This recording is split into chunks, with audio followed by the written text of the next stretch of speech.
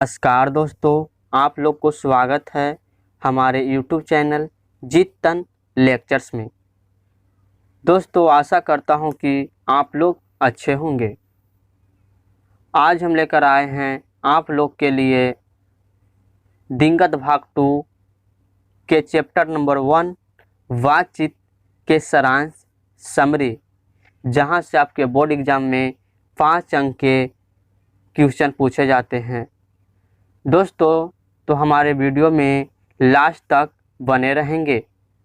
हम आप लोगों को बिल्कुल ही सरल भाषा में समझाने का प्रयास करेंगे, कोशिश करेंगे।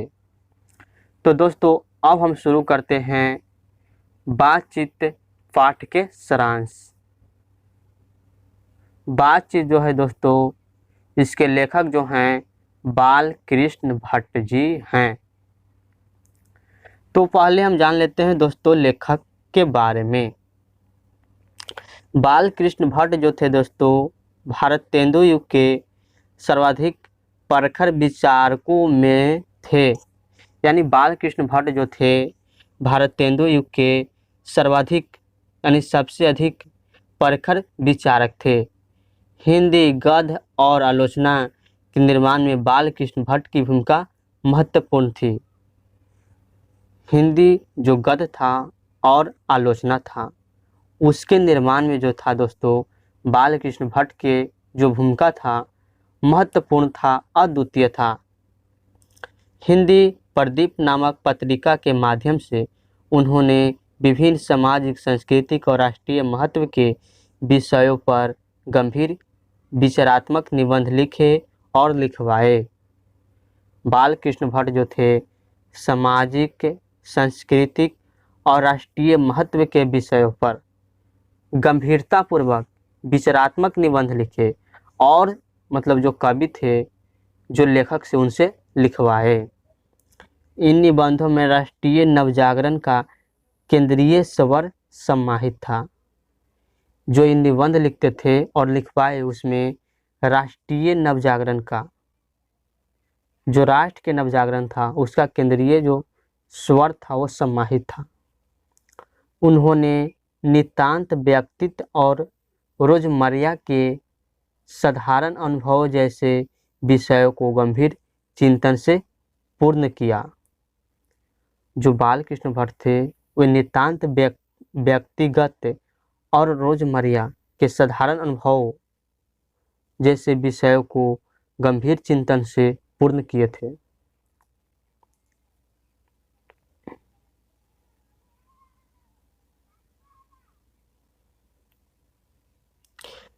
नवजागरण और स्वाधीनता संघर्ष के उस दौर में अपने वैचारिक निबंधों से उन्होंने आधुनिक चेतना का व्यापक प्रसार किया। जिस समय दोस्तों यह निबंध लिखा गया है, उस समय जो था दोस्तों, हमारा जो देश था भारत, वे गुलाम था और स्वतंत्रता के लिए संघर्ष कर रहा था। उसी दौर में जो है दोस्तों, बाल कृष्ण भट्ट जो हैं अपना निबंध लिखते हैं और इस निबंध के माध्यम से आधुनिक चेतना का व्यापक, बहुत ही बड़ा प्रचार करते हैं, यानी विस्तार करते हैं, प्रसार करते हैं। अब चलते हैं दोस्तों पाठ के सारांश की ओर। तो बाल कृष्ण प्रस्तुत पाठ में कहते हैं दोस्तों कि प्रस्तुत निबंध जो है वर्णनात्मक प्रकृति का है। जो निबंध वो लिखे हैं उसके बारे में कर रहे हैं कि यह जो प्रस्तुत मैंने निबंध किया है वह वर्णनात्मक प्रकृति का है तथा इसमें भाषा और शैली में व्यवहारिकता का ध्यान रखा गया है। पूरा निबंध मानव पाठक से संवाद कर रहा है। जो निबंध है वे जो है मानव पाठक से, जो पढ़ने वाला है उससे जो है दोस्तों संवाद कर रहा है। क्या कर रहा है?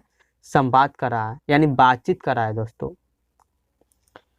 निबंध में बाल कृष्ण भट्ट ने अत्यंत समान और रोजमर्रा के विषय बातचीत को आधार बनाकर वैचारिक जागरूकता लाने की कोशिश की है। निबंध में जो है बाल कृष्ण भट्ट क्या किए हैं कि अत्यंत समान और रोजमर्रा के विषय, रोजमर्रा का अर्थ होता है मतलब रोज जो हम बातचीत करते हैं उसके विषय के बातचीत के आधार बनाकर वैचारिक जागरूकता लाने की कोशिश किए हैं। निबंधकार ने यूरोप में आर्ट ऑफ कन्वर्सेशन का उदाहरण देकर बातचीत के महत्व को बताया है। यहाँ से दोस्तों क्वेश्चन पूछा जा सकता है कि आर्ट ऑफ कन्वर्सेशन कहाँ में था या कहाँ के लोगों में अत्यधिक प्रसिद्ध था। तो यह जो इसका उत्तर हो जाएगा दोस्तों आर्ट ऑफ कन्वर्सेशन। बातचीत में आकर्षक बना रहे इसके लिए यूरोप के लोग अपनी बात में सरस युक्तियों का ध्यान रखते थे। जो बातचीत करते हैं उसको आकर्षक बना रहे इसके लिए जो है यूरोप के जो लोग थे वे सरस यानी सरल उक्तियों का ध्यान रखते थे।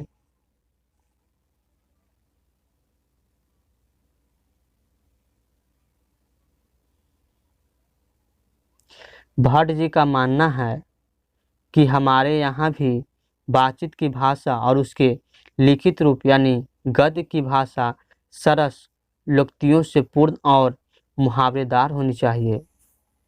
जो बालकृष्ण भट्ट लिखे हैं उनको कहना है कि हमारे यहाँ भी जो है बातचीत की जो भाषा है और उसके लिखित रूप है यानी गद्य की भाषा सरस यानी सरल लोकोक्तियों से पूर्ण और मुहावरेदार होना चाहिए। जो पहले यूरोप में था वैसा ही हमारा भी बातचीत करने की शैली होना चाहिए। ये कौन कहते हैं? बालकृष्ण भट्ट कहते हैं।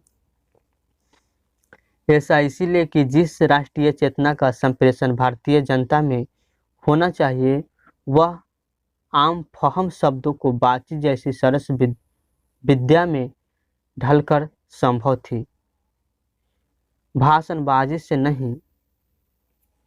कहते हैं कि ऐसा इसीलिए जिस राष्ट्रीय चेतना का संप्रेषण भारतीय जनता में होना चाहिए था वह आम फहम शब्दों को बातचीत जैसे सरस विद्या में ढालकर संभव थी, भाषणबाजी से नहीं।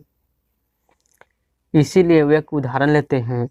इसीलिए वे रॉबिन्सन क्रूसो का उदाहरण देते हुए कहते हैं कि वह तकरीबन 16 वर्षों तक मनुष्य समाज से दूर रहा।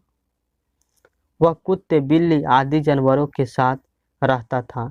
एक बार फ्राइडे नामक व्यक्ति के मुख से मनुष्य जैसी बात सुनकर उसे आश्चर्य हुआ।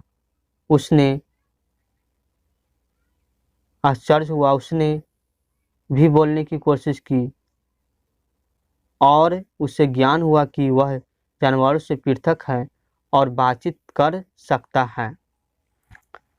एक उदाहरण उन्होंने लिए, बालकृष्ण भट्ट जी लिए हैं। एक व्यक्ति था रॉबिन्सन क्रूसो, वे जंगल में रहा करता था। उसका जन्म जो हुआ था दोस्तों जंगल में ही हुआ था। वे 16 वर्ष तक उसको मनुष्य के मुख देखने को नहीं मिला, अर्थात उसको दोस्तों मनुष्य से भेंट नहीं हुआ, परिचय नहीं हुआ।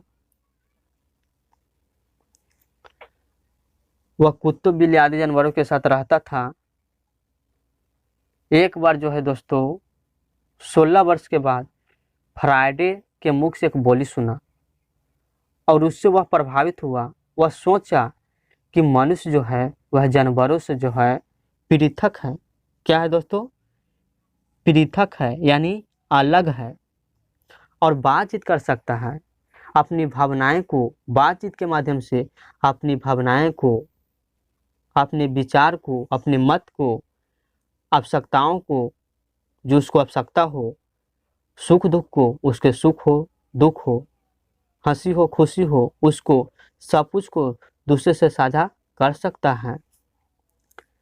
ये रॉबिन्सन क्रूसो को कब समझ में आया दोस्तों? जब उन्होंने 16 वर्ष के बाद किसके मुख से? फ्राइडे के मुख से बात सुने और बात सुन के उन्होंने आश्चर्य हुआ और उसके बाद उन्होंने बोलने की कोशिश की। तो उसके बाद उनको ज्ञान हुआ कि मनुष्य जो है जानवरों से पृथक है, वह बातचीत कर सकता है। अपनी भावनाएं, अपने उनके अंदर का जो भावनाएं हैं, विचार है, मत है, जो राय है, आवश्यकता है, जो ज़रूरत है, सुख दुख जो है उस सब कुछ जो है एक दूसरे से साझा कर सकता है। यह कौन कर सकता है? तो सिर्फ मनुष्य ही कर सकता है दोस्तों, कर सकता है। अतः अपने भाव को दूसरे के सामने प्रकट करना तथा दूसरे के भाव को समझ लेना बातचीत के माध्यम से ही संभव है। देखिए, बातचीत के माध्यम से ही संभव है कि हम अपने भाव को, अपने राय को, अपने दुख सुख को दूसरों के सामने प्रकट करते हैं और दूसरे के भाव को, दुख सुख को, आवश्यकताओं को समझते हैं। यह किसके माध्यम से संभव है? बातचीत के माध्यम से संभव है। आज़ादी के उन संघर्ष भरे दिनों में भारतीय जनता बातचीत के माध्यम से ही परस्पर एक सूत्र हो सकती थी। यह जो निबंध है दोस्तों, वह जो है लिखा गया है जब भारत देश गुलाम था और आज़ादी के लिए संघर्ष कर रहा था। उस दौरान यह जो निबंध है वह लिखा गया है और इसमें बताया गया है कि आज़ादी के उन संघर्ष भरे दिनों में भारतीय जो जनता था वह बातचीत के माध्यम से ही एक सूत्र कहने का मतलब है दोस्तों एकजुट। एक सूत्र कहने का मतलब है एकजुट या एक राय में हो सकती थी। यह बातचीत में ऐसा मतलब संभव था, ऐसा शक्ति था। इसी अर्थ में भट्ट जी के इस निबंध का विशेष महत्व सिद्ध होता है। इसी चलते जो भट्ट जी निबंध लिखे इसका जो है विशेष महत्व सिद्ध होता है, विशेष प्रसिद्धि मिला। बहुत से लोगों ने पसंद किया इस निबंध को, इससे सीखा। तो यही था दोस्तों बातचीत पाठ के सारांश समरी। तो दोस्तों आशा करता हूँ कि आप लोग को समझ में आया होगा। अगर किसी प्रकार के कन्फ्यूजन हो, डाउट हो तो कमेंट बॉक्स में लिखना न भूलें।